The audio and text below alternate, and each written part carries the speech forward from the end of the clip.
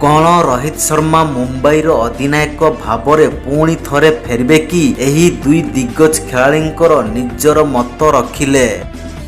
2024 Tata IPL रो एही season रे Mumbai Indians पई प्रदर्शन भलरे आरंभ होई नाही एवं मुंबई दल यार प्रथम 3 मैच रे पराजयर सम्मुखीन हेबाकु पड़िछि।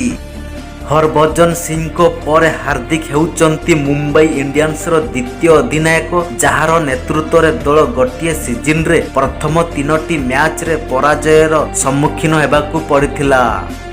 हार्दिक पांड्या को अधिनायक करिबा परे मुंबई इंडियंस रो सबुकिछि ठीक चली नाही। रोहित शर्मा को हटाइबा एवं हार्दिक पांड्या को अधिनायक दायित्व देबा निष्पत्ति नहीं दल को अनेक समालोचना करा जायथिला। एही मामला एपर्यंत ठंडा होई नथिला एवं एही सीजन रे मुंबई रो प्रदर्शन बहुत खराब आरंभ होइथिला एवं क्रमागत 3टी मैच रे दल को पराजयर सामना करबाकू पड़िथिला। अनेक थर हार्दिक पांड्या को उत्साहित मध्य करा जायथिला। एसबु परे रोहित शर्मा पुणी थोरे मुंबईर दायित्व नेबे कि नाही से नहीं मध्य आलोचना जोर रे आरंभ होईची।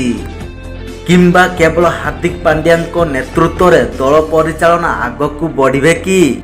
ऑस्ट्रेलिया रो पूर्वतन विकेट कीपर आडम गिलक्रिस्ट एवं इंग्लैंड रो पूर्वतन खेलाड़ी माइकल बॉन ए संपर्क रे निजर मत देइचंती।